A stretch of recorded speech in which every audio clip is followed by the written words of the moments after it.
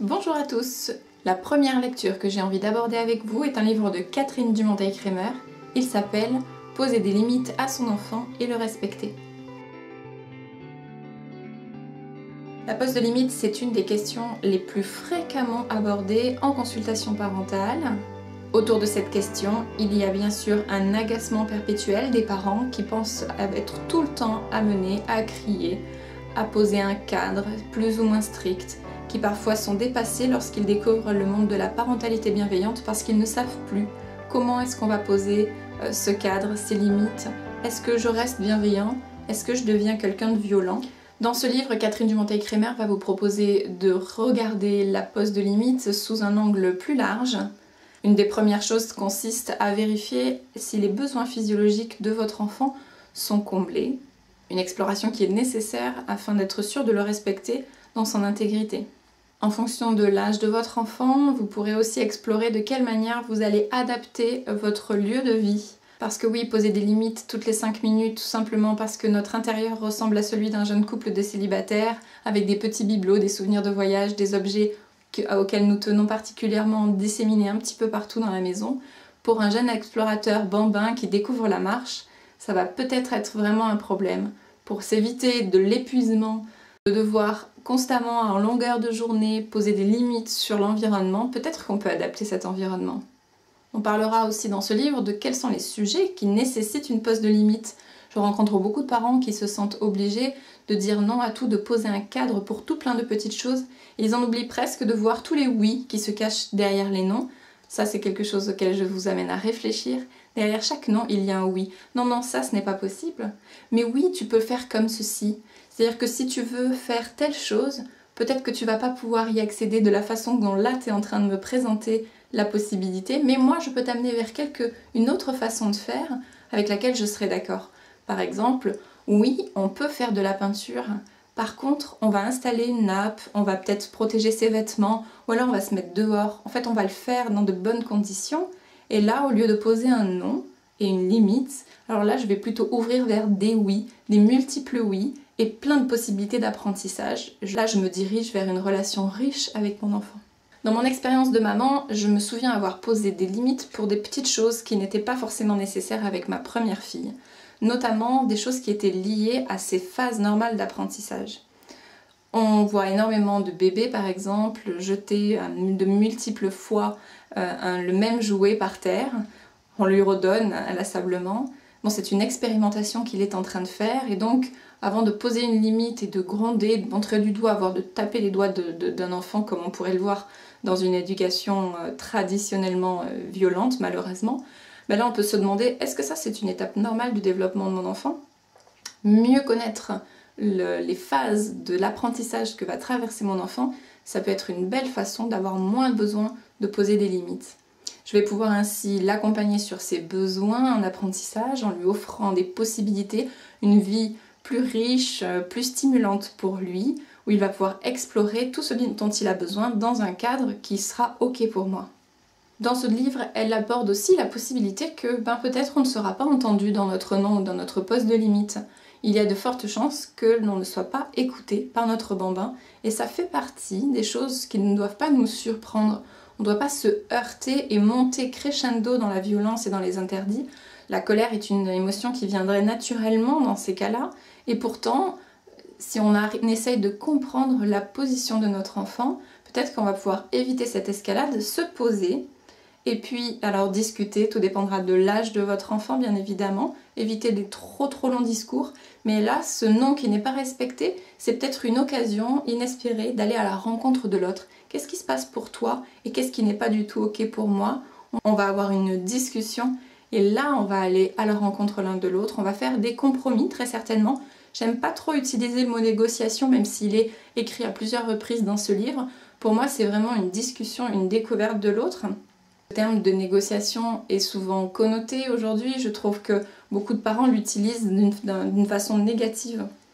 Alors que d'avoir une discussion avec son enfant, de pouvoir faire une recherche de solutions en commun, ça me semble tout à fait cohérent et extrêmement riche pour le lien parent-enfant.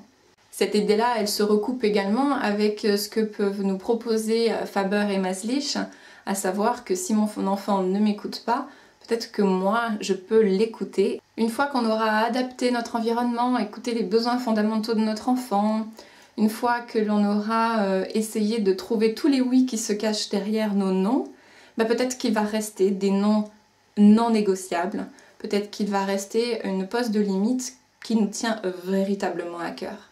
Sur les questions de sécurité par exemple, on va pouvoir faire valoir cette autorité avec une certaine force, mais conservatrice, une force mesurée.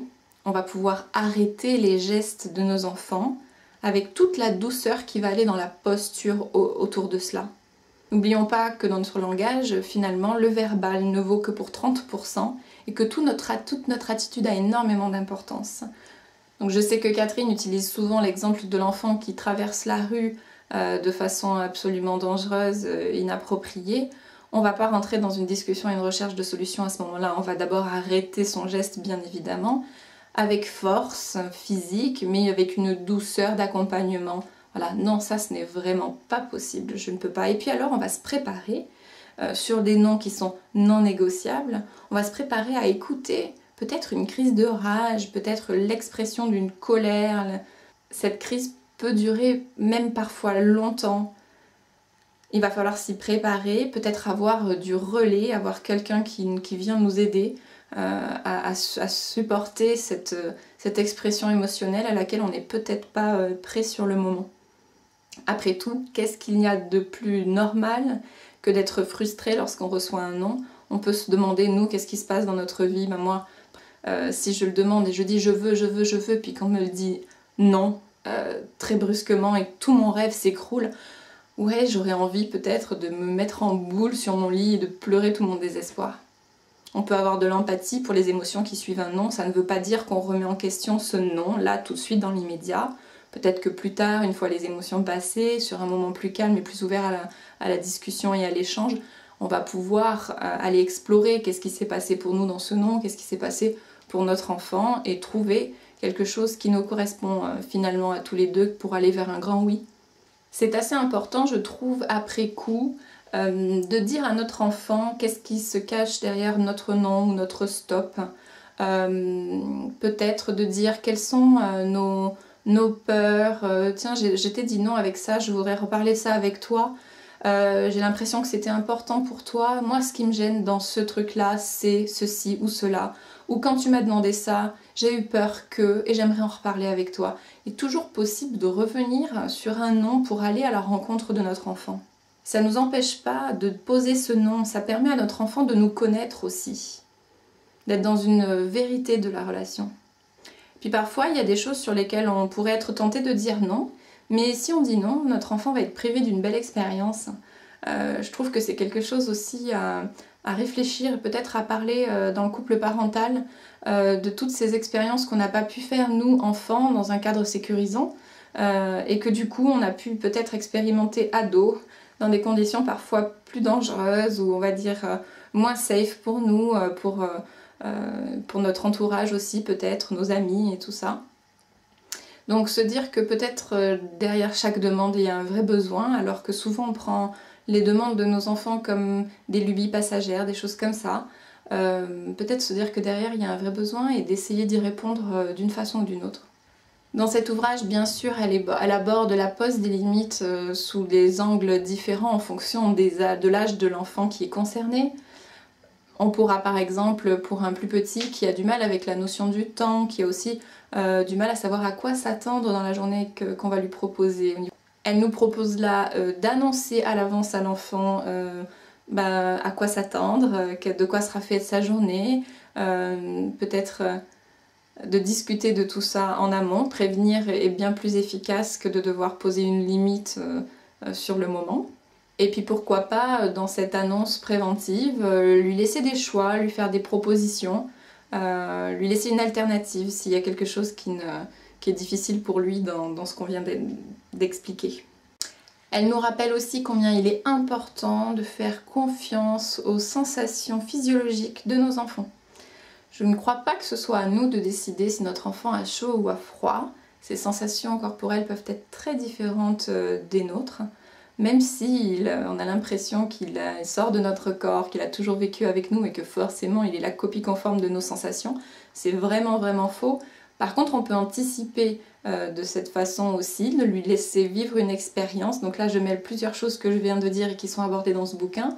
Mais lorsqu'on part en balade avec un enfant et qu'il refuse de prendre son blouson, que nous, on a conscience que là, peut-être tout de suite, il a chaud, mais on sait que vu le temps qu'il fait dehors, il y a de fortes chances pour que lui se retrouve à avoir froid, plutôt que de commencer à lui parler de oui mais tu sais, enfin un long discours moralisateur sur tu vas finir par avoir froid, fais-moi confiance. Moi ce que je vous propose et ce que propose Catherine là-dedans, c'est plutôt de faire confiance à votre enfant au lieu de lui demander de vous faire confiance à vous. Il est en train d'apprendre quelque chose et vous rateriez une belle occasion en le privant de cette sensation physiologique de ah oui, en fait, tout à l'heure, j'avais chaud, et puis on est allé dehors, et vu le temps qu'il fait, en effet, au bout de quelques minutes, je commence à avoir froid. Peut-être qu'il n'aura pas froid du tout.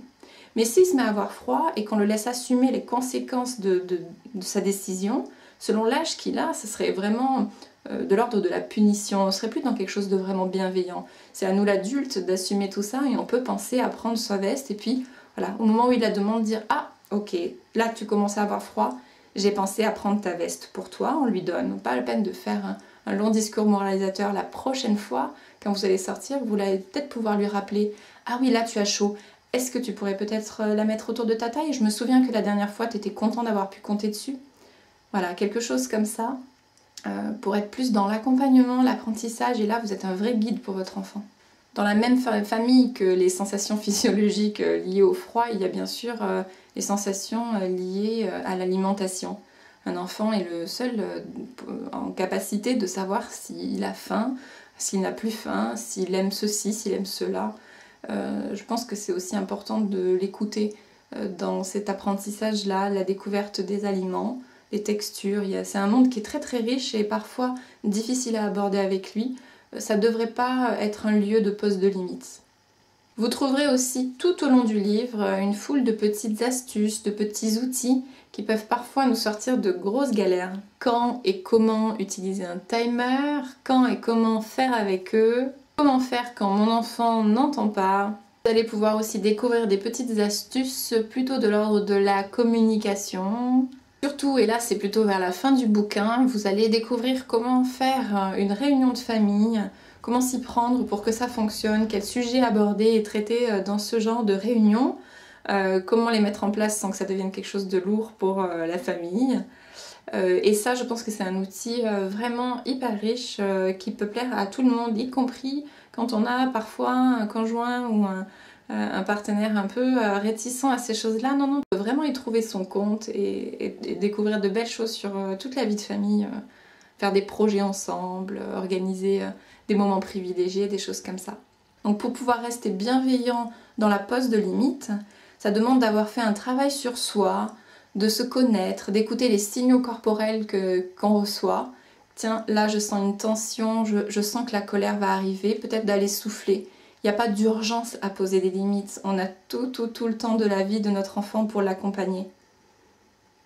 Donc voilà, c'est un ouvrage que je recommande, vous pouvez aussi l'offrir autour de vous. Il se trouve aux éditions Jouvence et si je ne l'ai pas là entre mes mains, c'est parce que je l'ai relu il y a quelques jours et que je l'ai déjà prêté à nouveau. À tout bientôt!